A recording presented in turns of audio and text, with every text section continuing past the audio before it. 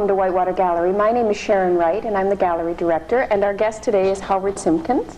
And Howard is visiting from Toronto, and here through the generous cooperation of the Art Gallery of Ontario's Artists with Their Works program. Welcome, Howard. Thank you. Howard has brought with him an exhibition of paintings as well as some very special photographs, and we'll be talking a bit about the works that are in the gallery. But to start, let's go back a bit and find out who you are and how you got started. How I got started. I was in university, started off as political science major in communications. Oh, natural background. Natural background. That's great. And became more and more interested, or less interested in all that stuff, and started to take a lot of courses of different areas. And at one point thought I would like to go into television. Production? Production, directing and things like that. But I took theater design courses and that kind of stuff. And it more and more became much more interested in working on my own and just doing something that didn't matter, that didn't do anything, that hung on the wall and just that I had full control over. Was it its end result? It was totally up to me. I didn't have to really work with anybody or do anything and that's how that started. So where were you going to school? Originally in the States at a place called Dickinson College, the home of Jim Thorpe. Oh, right. So, and that was 68 through in that period. And I eventually finished up at York in 71 or 72, I can't remember. And you're currently teaching now? I teach itinerant teaching all over the place, but mostly at this point at Sheridan College. At Sheridan, right. So that's interesting to have started out in such a diverse area and end up, and be pursuing something that you were looking for something quite abstract, and it ended up in the visual arts, and now you're an instructor of it, so that's kind of serendipitous. And then to come back to the computer work. Right. So you had computer studies originally? No, but that it's so much used in television, and now I'm sort of back into working in that area, and I've taught computer graphics to television people, that kind of thing. So I worked at Seneca for a while and did that. Just thinking a little bit about you're mentioning political science and theater, and I can see vestiges of those disciplines in the work. Can you talk a little bit about how the themes of your work has evolved? Is there a connection, or there is. Am I assuming? No, I originally started off as an abstract painter. I was purely interested in the paint and how it worked and the way things looked or appeared, and just putting them all down in an abstract sense, or translating them to an abstract sense. And I did that kind of work for about 5 years or so, and then in 76 I got fairly bored with that kind of painting and started to look around for other sort of ways of carrying what I wanted to do, and preferably to give me something to say in the pictures, or something to make it more than just the painting. Right. So that's how, originally that's how the images sort of started to come into it. At the beginning they were just mainly vehicles for the paint, and then they developed more and more into settings and to make the images mean something specifically, and into a narrative, and then into basically the work that we'll talk about here. But they're always concerned with stage settings, or the places are on sort of an artificial setting and totally apart from reality. There's never been any sort of attempt to make them real. And I still think of the pictures as abstract, even though they're relatively real, representational, shall we say. Identifiable. And so I think of it more as a philosophical outlook, but in a purely visual sense, and not really literary, or not about words. Right. Well, I think you hit on something that that I've been thinking about, and I've mentioned to you and people over the day that I've been particularly excited about in your work, and it's the celebration of the paint itself. and the way you just explore the medium and you play with it, and you're doing things with it that I've never seen myself used by one artist in a body of work. I've seen samples in various people's works, but you really, really play with the medium. The celebration of the medium is as balanced. Like, that doesn't overrule the content. It's balanced with the content. I love the paint. I love the juiciness, and I like to get my hands in it and all that sort of stuff. I can tell there's fingers in there. Little marks all over. And there's no, well, painting abstractly, you have to learn about the paint because that's all you have to basically carry the picture. And I've always been interested in art history, and a lot of the pictures make art historical references. And in abstract painting, you usually paint about painting, so it even more influences you into that kind of work. But I am interested in, as I say, the visual context of things, and so you study visual art to use it, and you bring back those things that other people have used, or you notice. I mean, maybe they didn't do them on purpose, but you notice it, so you do it on purpose, that kind of thing. And they always say that good artists borrow, great artists steal. So. There's some great artists around, aren't there? Oh dear, you were talking about the artificial stage, or the sorry, is that the reference? That it's set up on a proscenium stage. Most of the pictures are set up like that, and that have this foreground, background, a very artificial environment that's set up in which things are placed depending on what needs to be done. So that in some ways draws the viewer in, but it also distances them. Well, you're always distanced by the frontal plane of the picture, and then whatever you put into the picture, it goes back into it, or pushes you away, or what was all formalist elements, the edges and things like that. Right. So. Well, can you talk a little bit about that?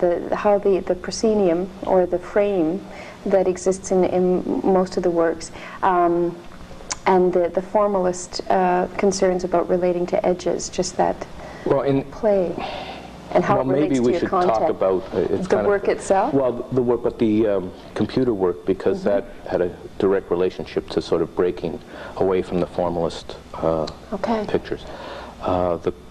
Before I did the computer work, I was always painting in a very formalist attitude, painting about painting. Just explain, that the painting's internal composition of the painting is always related to the edges and to the center, and there's always a dialogue between those 2 points.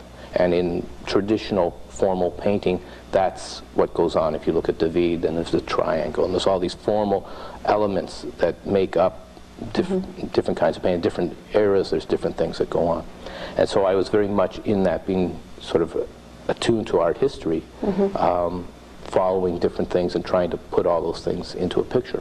When I started to work on the computer, it became evident that you couldn't do that, because the image always came over a monitor, and the monitors were always different. Someday I'd work on a 14-inch monitor, and sometimes I'd work on a 30-inch monitor. So the whole kind of relation and the proportion that goes with that was, gone. There's nothing there. So how do you make a picture that balances that way? Right. So it came, I figured out that you'd had to make it through depth, that there was a center point, and you made pictures that went back and then alluded to an illusionary depth in front of the picture plane. So you're no longer working on the surface, or constructing on the surface. That you're working through the depth. And so I did these pieces, and then when I started looking at them and looking at my paintings, I realized that this was something that I was missing, and that I was, it was an obvious thing, because I was painting stages anyway, that to go on and use that device in the paintings and see what happened. So, and now I'm very conscious. I set out with a real depth organization of the picture, almost to the point of using designer's grids and setting things up so that I'm really in control of the vanishing point. Vanishing points, and perspective and all that kind of stuff.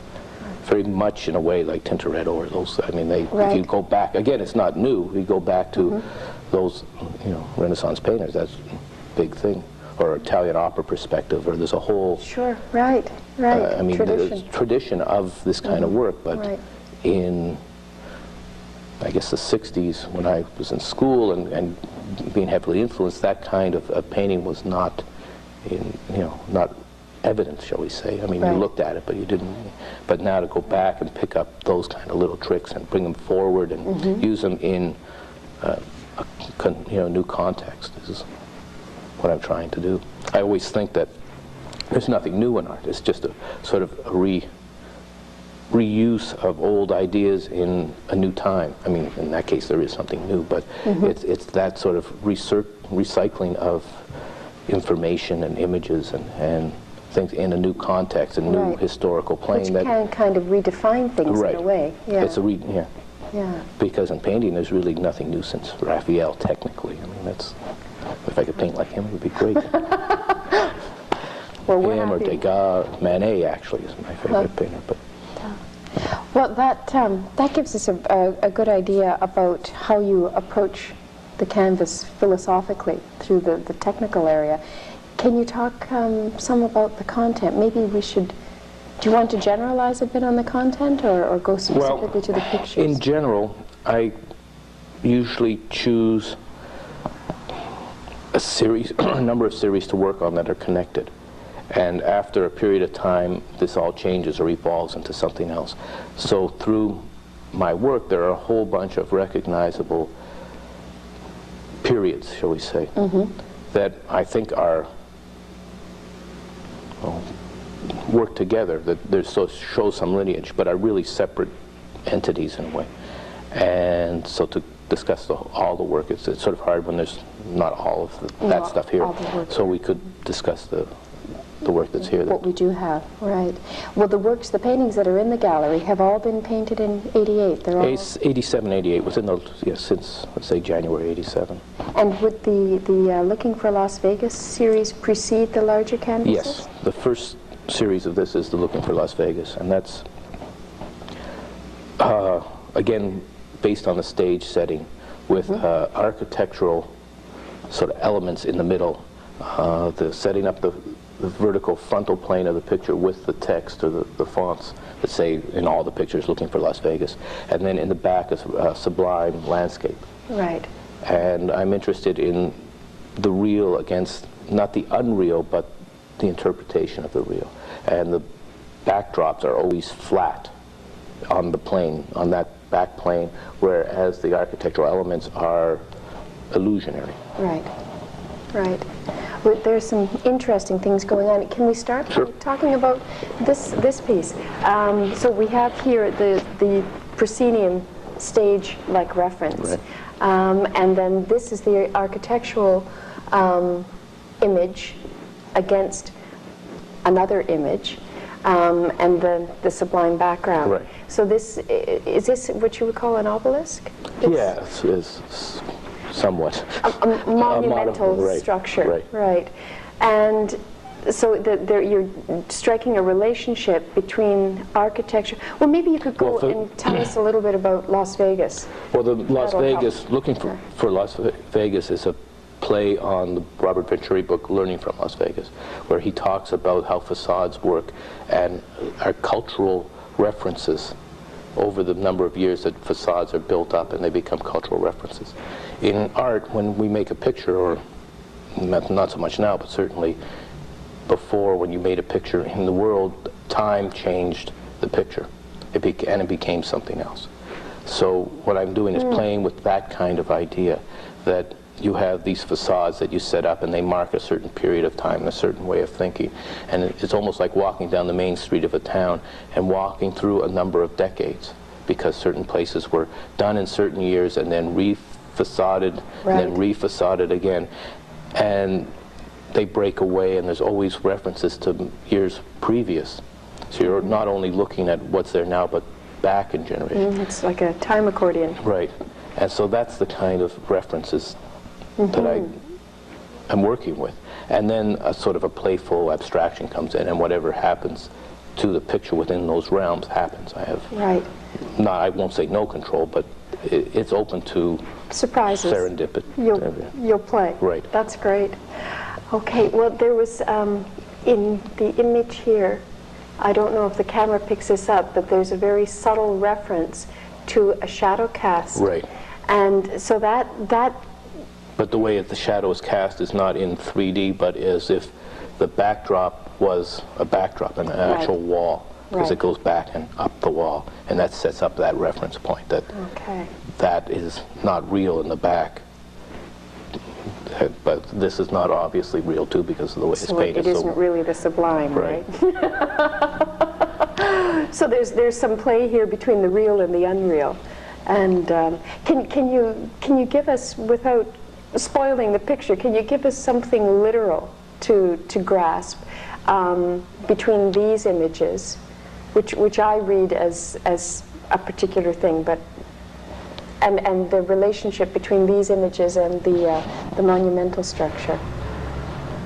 There are a number of readings of sort of the islands, or the meat, as people like to call them. The rib roast. Right. And this very sort of together, not quite the right word, exact monument, an obelisk to mark a spot and mark a time. And then the sort of odd background, landscape, Turner-esque sort of background that goes on, and more of the feeling of one against the other. It's not, they wouldn't, in, for instance, Turner's painting, it would not be uncommon to see an obelisk with this kind of background in it, or whatever, some kind of monumental. But it would all be incorporated in the picture, and here there's a definite sort of break from one point to the other. Right. So is this part of the cultural reference? This the back is usually, well, they're both cultural references, but has a more emotional or sort of sense to it.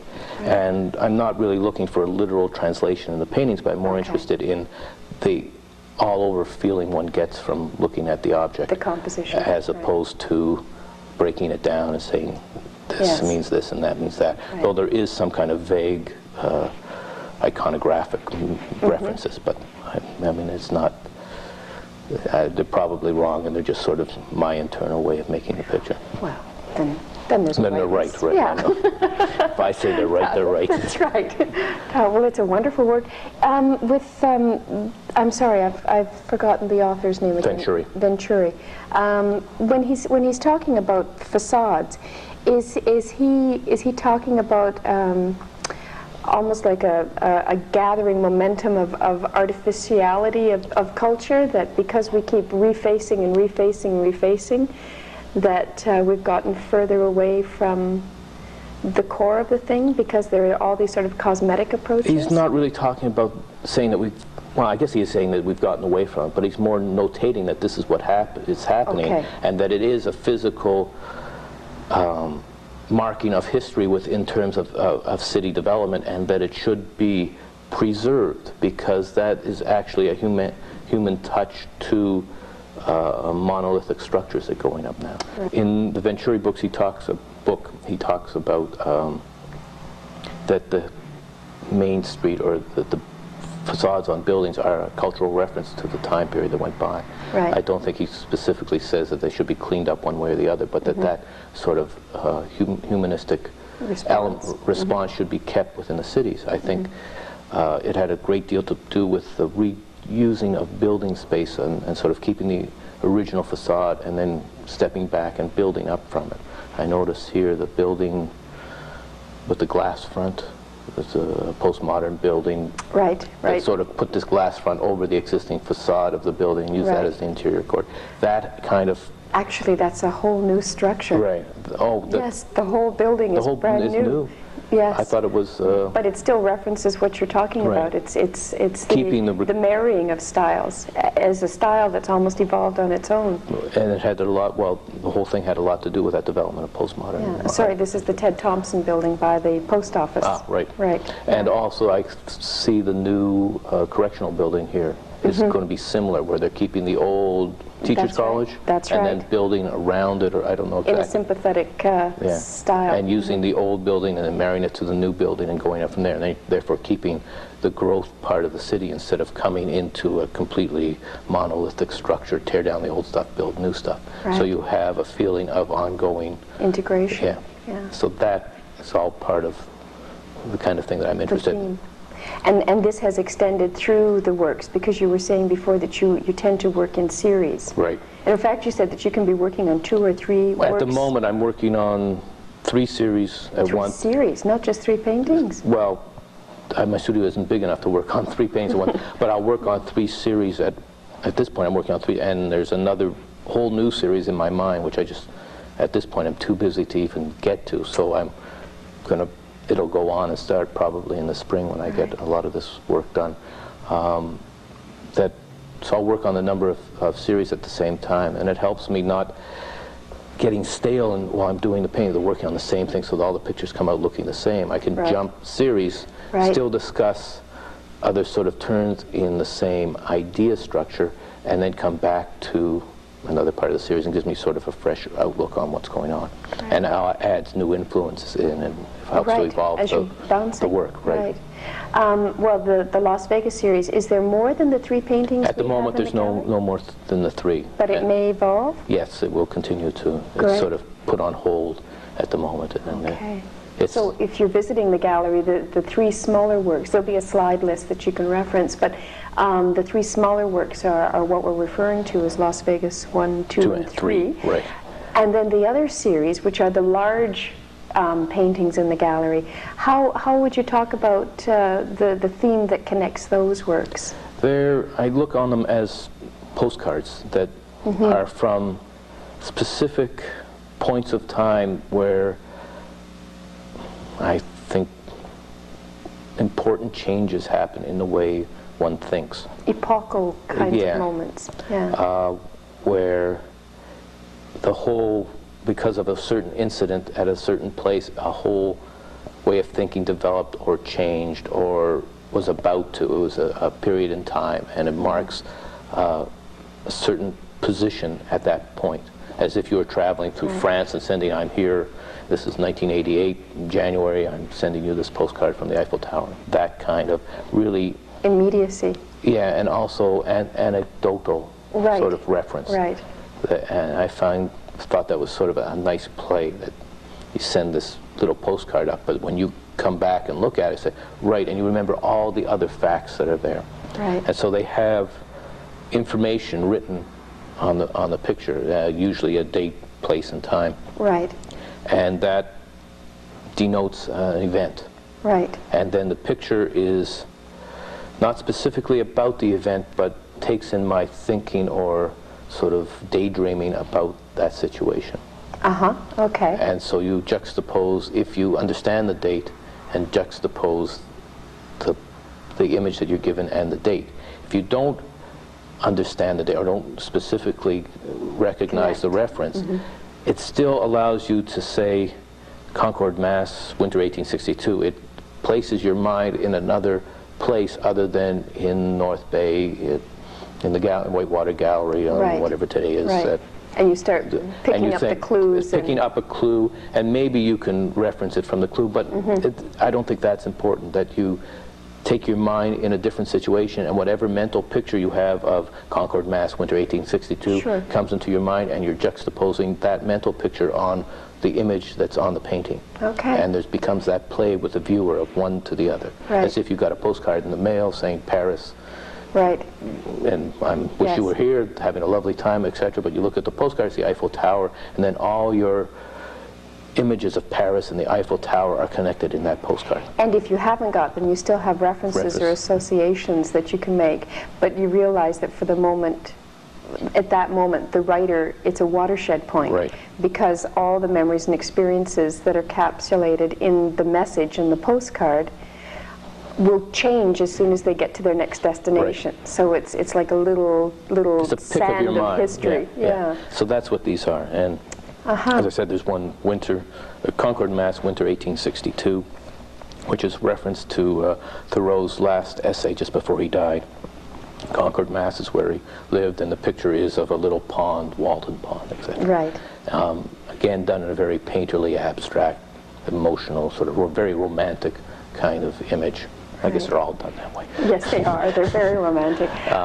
But it has that sort of interest in the past and that kind of Okay, and that date references a particular point in history. Right. It's also the start of the American Civil War. Right. So it was his last essay, and it was the start of the And it's Civil changing War. from 19th century point of view to, well, I guess 18th to the 19th. Right. Right. It's So it's a cataclysm, a little change, and a big change in American or history. not cataclysm, catalyst. Yeah, and it's sort of the end of the pastoral sense of America to a very much more industrial, Right. political sense. So in a moment, there was a real shift. Within those 6 months, there was Right. a real shift. Right. And then do you want to talk about Okay. 1963? 1963 is Okay. the Something most of us will relate to. right is the year that Kennedy was assassinated. Right. And it is a very romantic picture of a dove flying into so I guess you call it I call it an apple tree, but it's not really. But it references the Garden of Eden, Right.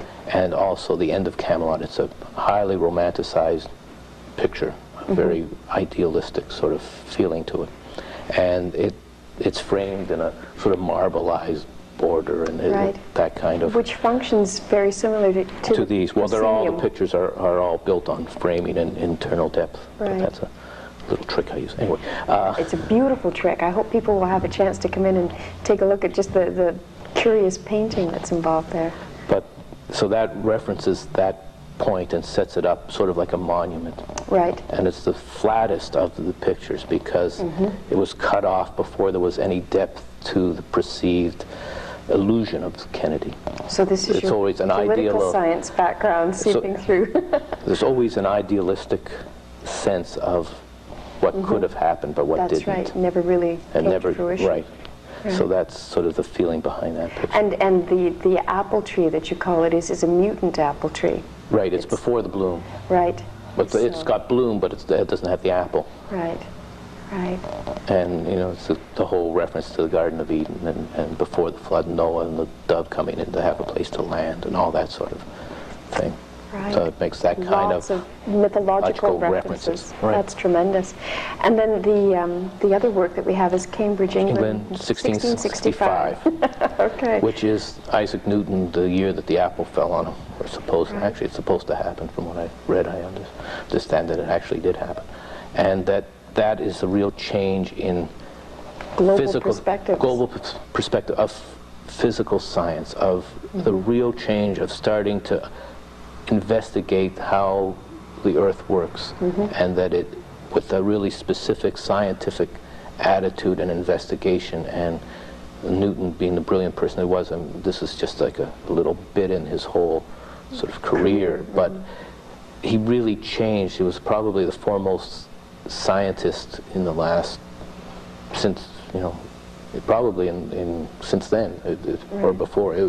Really very, very important in understanding everything, and he started basically that kind of investigative science.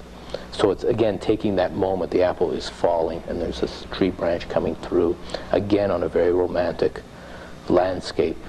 I tried to make it close to a Constable-esque kind Right. of view, and But there's also almost a Sistine Chapel reference right, to it. and there's all creation that and creation, the whole thing of change. creationists and the apple as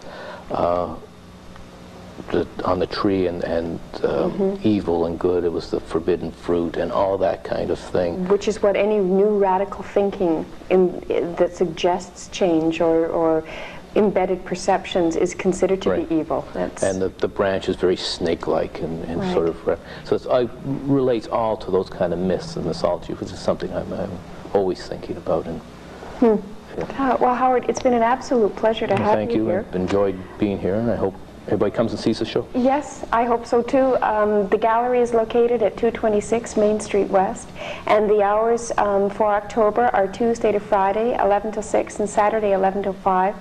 There is no admission charge, and you're invited simply to walk in the door and take a look. If you have any questions, someone will be here, so we'd be happy to talk with you, and I look forward to meeting you.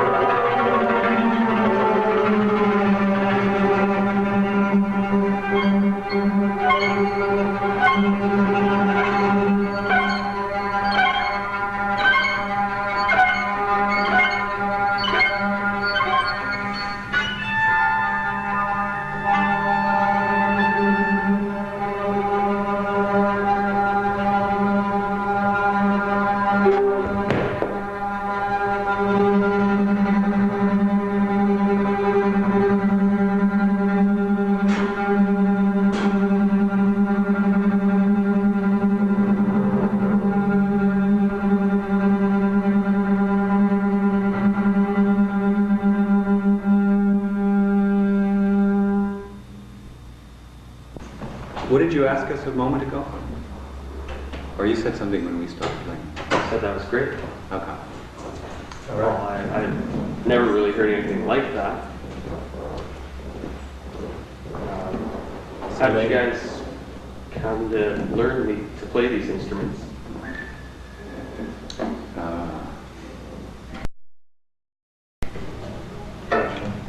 David made his instrument. I didn't make mine. This one's some 100 years, 140 years old. People have been playing music just like this for 140 years on it. I think part of what we do is all like the sculpture in this room. We're trying to actually fill the space with sound, much in the same way that the sculptures are filling the space visually. So a lot of what we do has to do with, I think, sound sculpture and improvising a situation. We don't know about this room, so the last piece was about trying to figure out what this room will do for us. And what the sound is that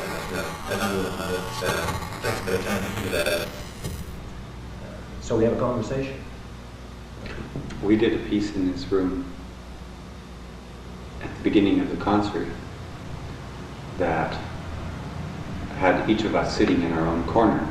When the audience was coming in, we were playing little sounds. We'll show you about 2 minutes of what we did.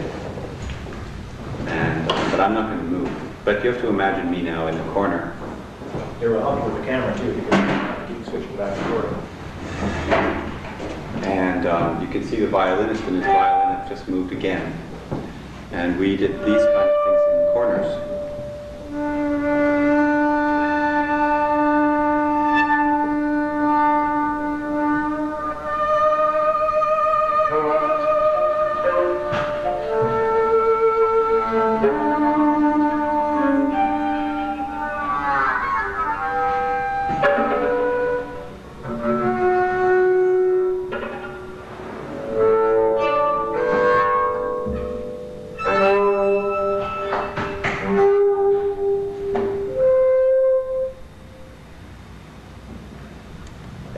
We consider those little gestures to be